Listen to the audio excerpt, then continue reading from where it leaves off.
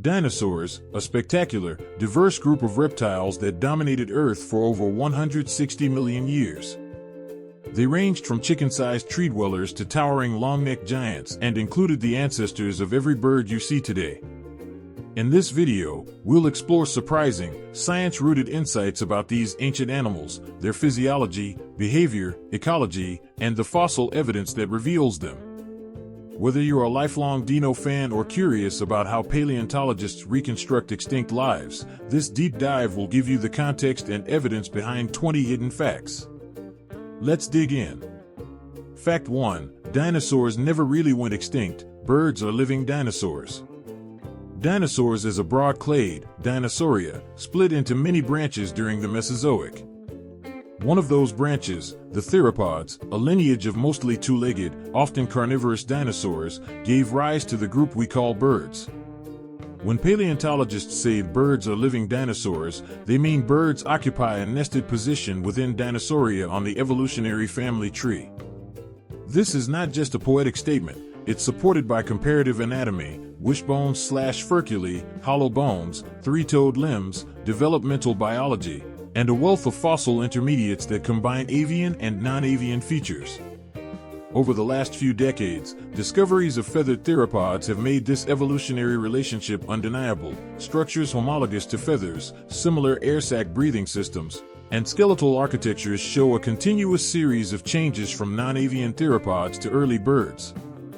The fossil record, interpreted through cladistics, a method that builds trees based on shared derived features, shows that characters long thought unique to birds evolved in earlier theropods. For example, the furcula acts as a spring-like structure in modern birds to store elastic energy during wing beats. Its homologs are found in non-avian theropods as a structural piece connecting shoulder girdles.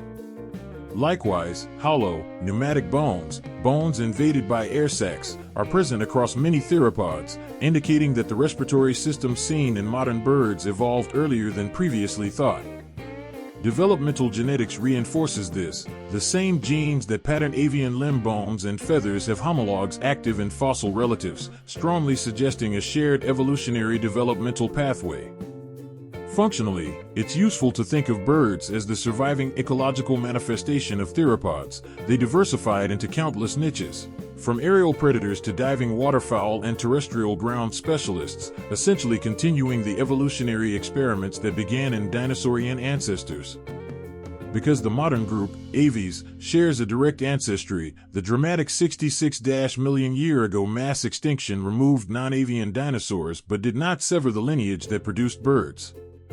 This continuity matters. It reframes extinction as selective loss across branches, not an absolute erasure of every evolutionary experiment started by dinosaurs. Fact 2. Velociraptor in pop culture is misleading. Real velociraptors were turkey-sized and feathered. When people picture a velociraptor, they often imagine the movie version, a scaly, human-height pack hunter. The real Velociraptor mongoliensis, known from late Cretaceous deposits in Mongolia, was closer to the size of a large turkey, roughly 1.5 to 2 meters long nose to tail, but with a light, gracile frame and a hip height of around half a meter. Several lines of evidence explain why paleontologists reconstruct Velociraptor and its close relatives as feathered, smaller animals rather than oversized scaly monsters. First, phylogenetic bracketing. Many close relatives of Velociraptor, dromaeosaurs, and other maniraptoran theropods are known with direct fossil evidence of feathers, impressions, or preserved integument. When many sister taxa and more basal members within a clade show a trait, the most parsimonious inference is that the common ancestor, and thus Velociraptor, also had those traits. Second, direct osteological markers, quill knobs, were discovered on a Velociraptor fossil. Quill knobs are small bumps where strong feather shafts anchor to the bone, and in living birds they are clear indicators of large pennaceous feathers on the forearm. Finding such knobs in a Velociraptor specimen provides direct anatomical evidence that large feathers were present. Third, the functional interpretation. Feathers in these theropods likely functioned for thermoregulation, display, brooding behavior, and perhaps helping with balance and maneuverability. Functions we see in modern birds that do not imply flight capacity but do suggest active, bird-like behavior.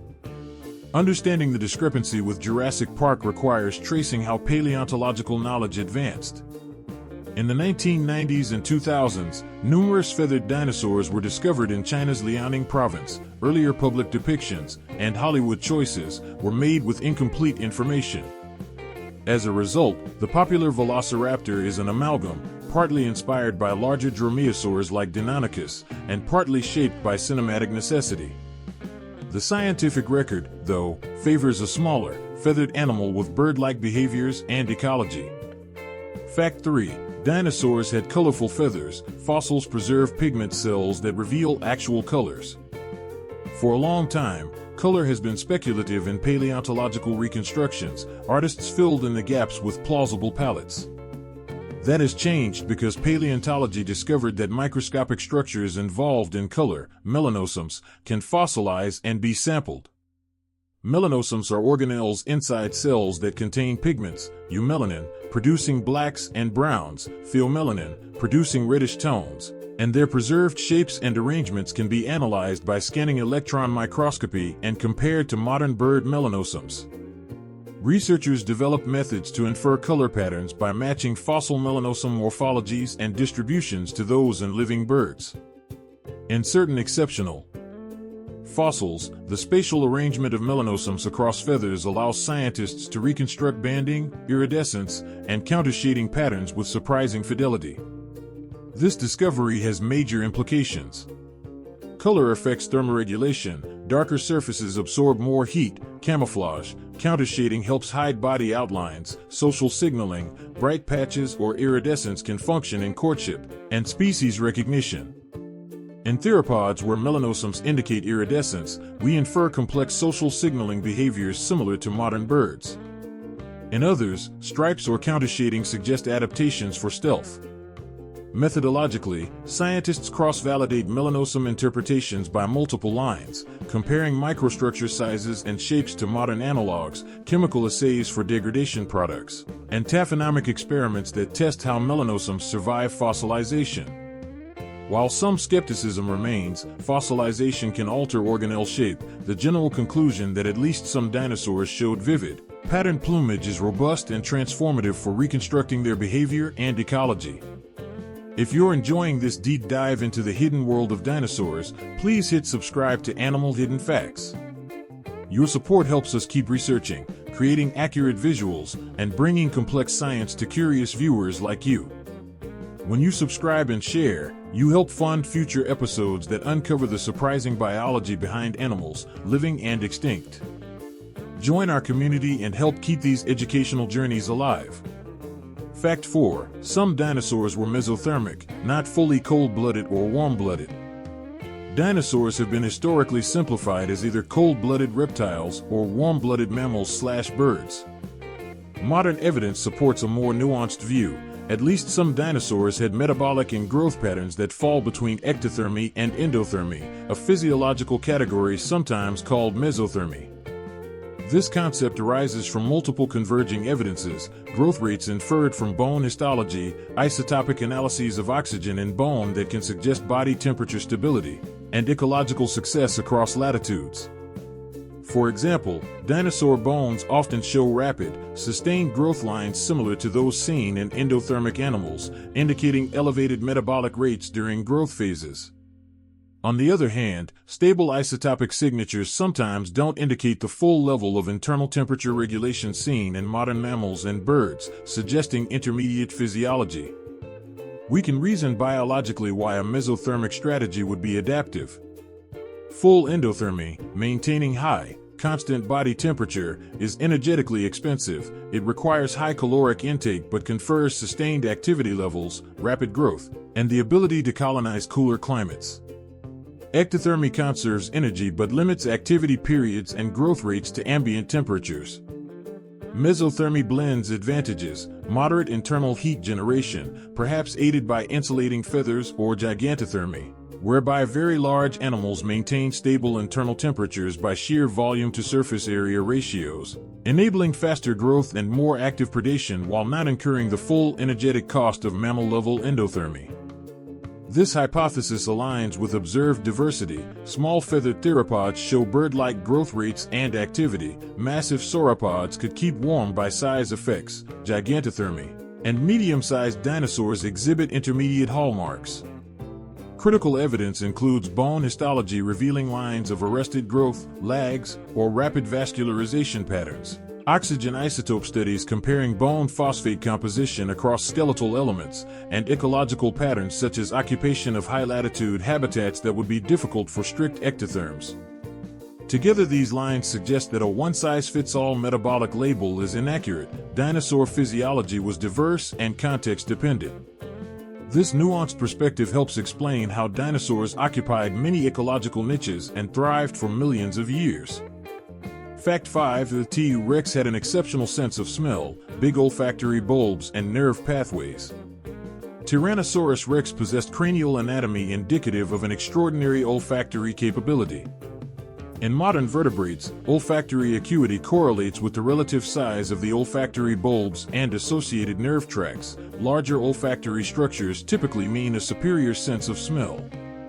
CT scans and endocast reconstructions of T-Rex skulls reveal enlarged olfactory bulbs and extensive olfactory nerve canals, implying a large cortical area dedicated to smell. This anatomical arrangement suggests T-Rex could detect odors at low concentrations and discriminate among scent cues, critical abilities for a large predator or scavenger that needed to find carrion across large distances or detect hidden prey. From a functional biology standpoint, a powerful sense of smell confers several ecological advantages. For a top predator weighing several tons, identifying carrion quickly reduces competition risk, while locating live prey across complex landscapes aids hunting success. Also, for juveniles and subadults, olfactory cues could guide social interactions, territory, or nesting site selection. Comparative anatomy gives context. Among extant amniotes, canids and vultures have large olfactory bulbs and often long-range olfactory guided behaviors. Crocodilians have different olfactory specializations but rely on scent in water or on land. T-Rex's skull adaptations, including large olfactory regions and the position of the nostrils, are consistent with a species that used smell as a primary sensory modality, perhaps more so than vision for long-distance detection.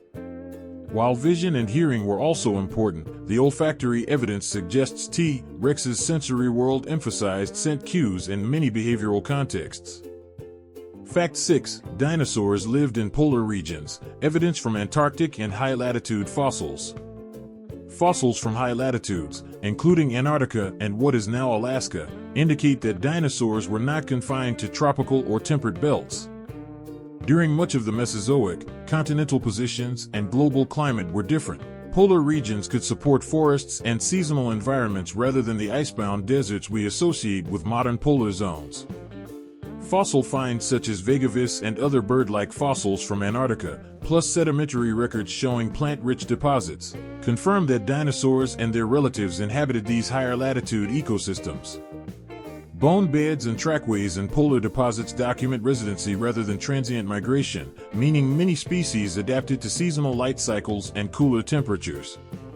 Physiologically, such residency requires strategies for coping with seasonal variation, insulation, feathers, behavioral adaptations, migratory or food-storing behaviors, and possibly metabolic traits that could maintain activity during cooler months. Feathered thermoregulation would be particularly important. Specimens showing plumage imply that insulation was available for many theropods and perhaps some ornithischians. Additionally, nesting evidence from high latitudes suggests reproductive strategies timed to favorable seasons. Paleoecology studies integrate plant fossils, isotopic climate proxies, and sedimentation patterns to reconstruct these ancient polar environments, and the consensus is clear. Dinosaurs were versatile and capable of exploiting a broad range of latitudes. Fact 7. Some dinosaurs could, and did, swim, evidence from trackways and aquatic adaptations. Not all dinosaurs were strictly terrestrial in their lifestyles.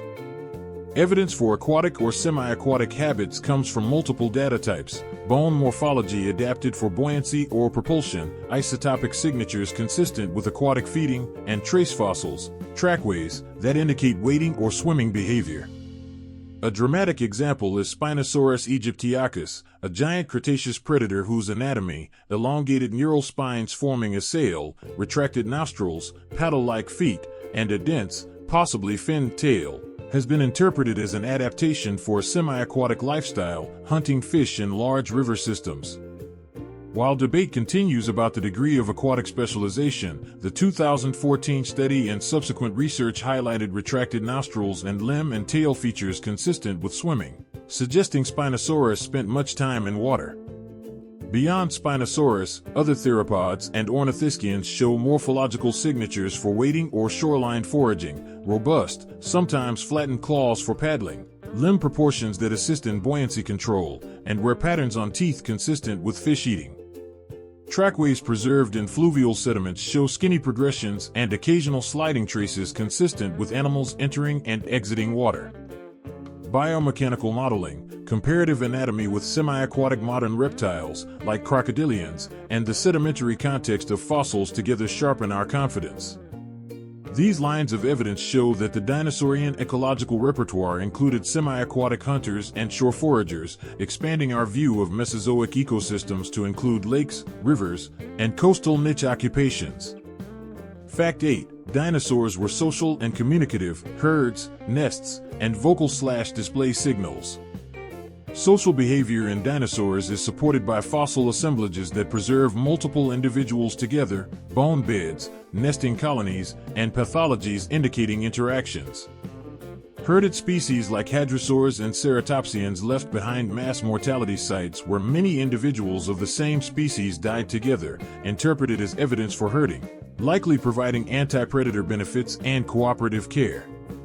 Nesting grounds, including repeated nesting sites with eggs and juveniles, e.g., Maiasaura, suggest complex parental behavior, brooding, territory defense, and provisioning. Brooding postures preserved in fossils, where adults appear to be positioned over nests, further align with bird-like parental care behavior. Communication likely involved multimodal signals, visual displays, crests, frills, colorful feathers inferred from melanosomes, acoustic signaling, low-frequency booms transmitted across open landscapes, and tactile behaviors, nuzzling, nudging. Some species have cranial resonating chambers or bony crests that could modify sound frequencies. These structures are analogous to sound-producing anatomy in modern animals that use low-frequency calls for long-distance communication, e.g., elephants. Feather displays and ornamental structures likely played roles in courtship and dominance hierarchies, interpretative parallels we draw from modern birds and crocodilians. Combined, trace fossils, nesting sites, skeletal specializations, and behavioral analogs converge on a picture of dinosaurs as social, communicative animals whose group behaviors were central to survival and reproduction. Fact 9. Stegosaurus and T. Rex never met. They lived 80 million years apart. It's tempting to imagine Stegosaurus facing a charging Tyrannosaurus rex, but stratigraphic data show these species were separated by roughly 80 million years of evolutionary time. Stegosaurus thrived in the late Jurassic, around 155 to 145 million years ago, whereas T. rex appeared only in the late Cretaceous, about 68 to 66 million years ago. That gap is longer than the entire span since the last dinosaurs vanished. Geological correlation and radiometric dating of volcanic layers constrain when fossil beds formed. The Morrison Formation, home of Stegosaurus and Diplodocus, lies far below Cretaceous strata that contain T. rex fossils like those from the Hell Creek Formation. Between them sits a vast record of continental drift, floral turnover, and entire new clades of dinosaurs evolving. Understanding this timescale clarifies that the age of dinosaurs isn't a single moment but a 160 million year continuum in which lineages rose and fell. In that span, ecosystems transformed dramatically. Jurassic landscapes hosted sauropod herds and small predatory theropods. By the late Cretaceous, flowering plants, ceratopsians, and advanced tyrannosaurids dominated. Stegosaurus and T. rex thus represent very different chapters in dinosaur evolution, one in an earlier, more archaic world, the other in a final flourishing before the end Cretaceous extinction. Fact 10. Some dinosaurs could swim. Trackways and bone design reveal aquatic abilities. Several dinosaur fossils preserve trackways made while the animals were buoyant. Parallel scratch marks produced by claw tips and fine sediment show limb strokes consistent with swimming. Such evidence comes from sites in Spain, China, and the western United States. The orientation and spacing of these claw traces match rhythmic paddling, not walking, suggesting that medium-sized theropods could propel themselves through shallow water. The most compelling semi-aquatic example is Spinosaurus aegyptiacus. CT-based reconstructions of its limb bones show dense cortical tissue similar to modern diving mammals and reptiles, which reduces buoyancy. Its retracted nostrils, flattened pedal bones, and tall, flexible tail imply aquatic propulsion and the ability to submerge partially while stalking fish. Stable isotope analysis of oxygen in its bones matches signatures seen in aquatic animals, reinforcing this interpretation. Why would a dinosaur evolve such traits?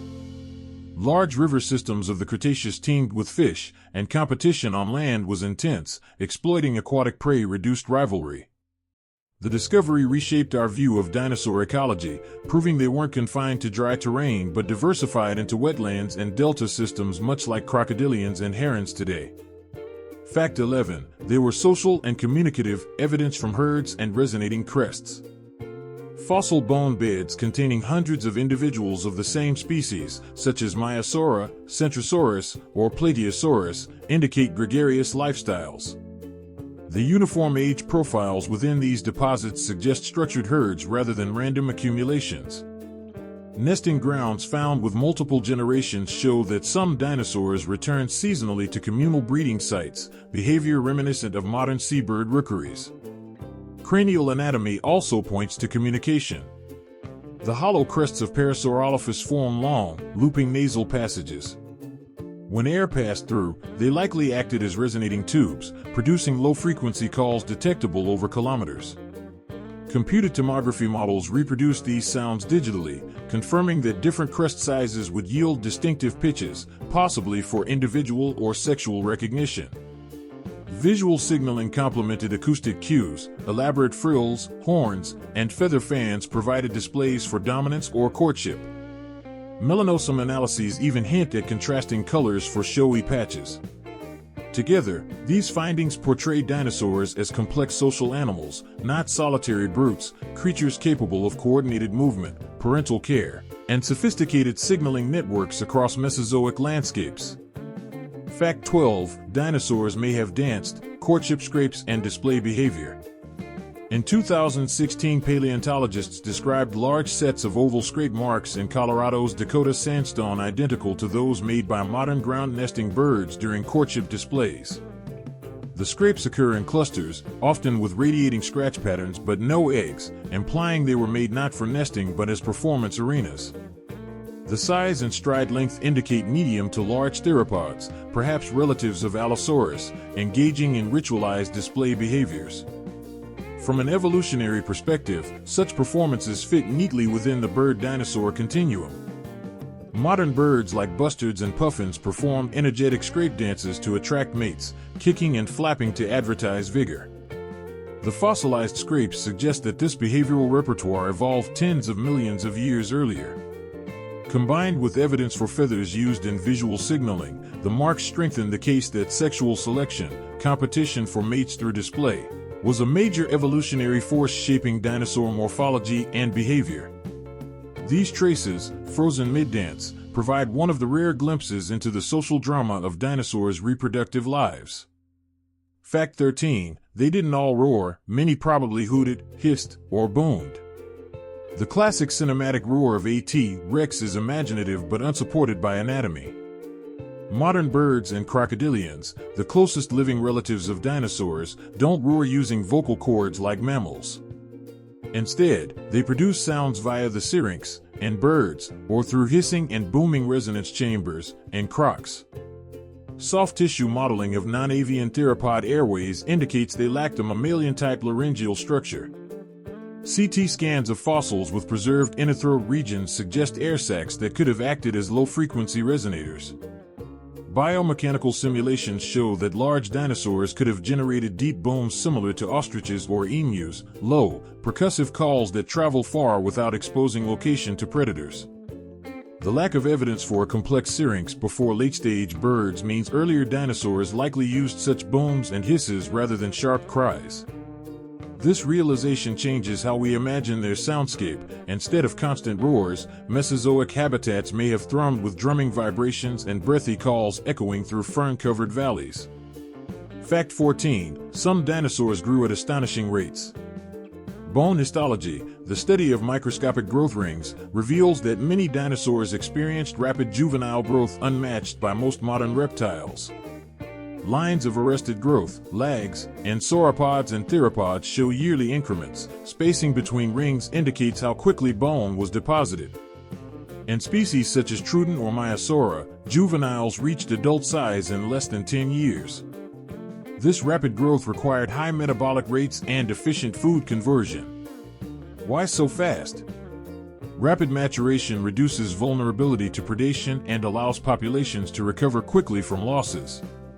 Isotopic evidence and vascularized bone textures show continuous nutrient supply and high oxygen circulation, hallmarks of endothermic or mesothermic physiology. Growth rate curves comparing dinosaurs to modern animals place them between mammals and reptiles, overlapping large birds like ostriches. This growth strategy, combined with nesting care, explains how dinosaurs maintained stable populations for millions of years despite high juvenile mortality. Fact 15. T-Rex could not run. Biomechanics sets a speed limit. Despite its fearsome reputation, physics constrained T-Rex's top speed. Musculoskeletal modeling using digital reconstructions estimates that a sprinting T-Rex would need unrealistically massive leg muscles to counteract stresses on bones and tendons. At roughly 7 tons, the animal's skeleton could not safely withstand the forces generated at running gaits above 30 km/h. Instead, it likely moved at a fast walk or jog, using long strides for efficient travel. Trackway spacing supports this moderate pace. Its hunting strategy probably relied on ambush, short bursts, and sensory superiority, especially smell and vision, rather than pursuit running. Interestingly, limb proportions of juveniles were more cursorial, suggesting younger T-Rexes were faster and may have played different ecological roles within the species, perhaps pack-like cooperation or opportunistic scavenging. Understanding locomotion through biomechanics illustrates how anatomy and physics together shape animal behavior, past and present. Fact 16. Some dinosaurs were tiny. Microraptor and the miniaturization trend. Not all dinosaurs were giants. Evolutionary miniaturization occurred repeatedly. Microraptor guay, a crow-sized dromaeosaur from the early Cretaceous, weighed under 1 kilogram and bore long flight feathers on both arms and legs, forming a four-winged planform. Aerodynamic modeling shows it could glide between trees, using its tail as a rudder. Miniaturization provided numerous advantages: better heat retention through feathers, expanded ecological niches, insects, arboreal prey, and the evolutionary stepping stone to powered flight. Studies of limb bone scaling demonstrate that smaller body size correlates with higher relative muscle strength and agility. As the dinosaur bird transition progressed, reduced size was accompanied by bone pneumatization and metabolic intensification, features that collectively paved the way for avian flight. Microraptor thus embodies a key evolutionary experiment where size reduction opened new adaptive horizons. Fact 17. Flight evolved through multiple experiments before birds. Feathered dinosaurs show a mosaic of adaptations for gliding, parachuting, and limited flapping long before true birds perfected powered flight. Fossils such as Archaeopteryx, Anchiornis, and etched, which had a membranous wing supported by an elongated wrist bone, demonstrate diverse aerodynamic solutions. Biomechanical reconstructions suggest early forms used feathers primarily for display or insulation, later co-opted for lift. Once proto-wings could generate aerodynamic forces, natural selection favored control and strength enhancements, eventually producing sustained flapping. Comparative studies of muscle attachment sites show progressive enlargement of the pectoralis and supracoracoideus muscles, the main power units of bird flight. This evolutionary tinkering illustrates how complex organs rarely appear suddenly. Instead, nature prototypes many intermediate functions until one becomes dominant. By the late Jurassic, multiple lineages were experimenting with the air, blurring the boundary between dinosaur and bird. Fact 18. Some dinosaurs had armor inside their skin. Armored dinosaurs such as Ankylosaurus and Sauropelta protected themselves with osteoderms, bony plates embedded within the dermis. Microscopic studies show these structures grew from mineralized collagen and were sometimes covered by keratinous sheaths, forming a living shield. Computed tomography reveals internal honeycomb structures that balanced strength and weight, preventing overheating by allowing blood flow for thermoregulation. Functionally, armor served multiple purposes: defense against predators, display, arrangements varied between species, and possibly heat exchange. Tail clubs and advanced ankylosaurs combined fused vertebrae and massive tendons, forming a bone hammer capable of delivering bone-cracking blows. Evolutionarily, osteoderms arose independently in several reptilian lineages, showing convergent adaptation where dermal ossification provides passive protection while maintaining mobility, an elegant compromise between safety and agility. Fact 19. Dinosaurs got diseases, evidence of infection and cancer in fossils. Pathological fossils document that dinosaurs suffered ailments strikingly similar to those in modern animals. CT scans and histological thin sections reveal tumors, arthritis, abscesses, and bone infections. For instance, a Centrosaurus skull from Alberta exhibits osteosarcoma, malignant bone cancer, diagnosed by comparing growth patterns with human oncology cases.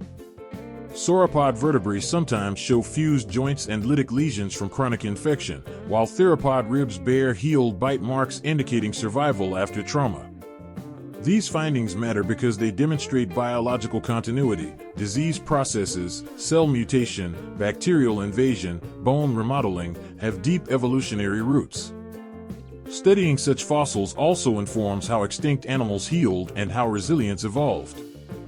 Bone remodeling around injuries shows active immune and circulatory systems capable of long-term survival, hinting that even giants like T. rex could live with significant pathology. Paleopathology thus bridges paleontology and medicine, revealing that suffering, healing, and adaptation are ancient features of life itself. Fact 20. Dinosaur discoveries are accelerating, a new species every week. Modern technology and global exploration are ushering in a golden age of dinosaur discovery.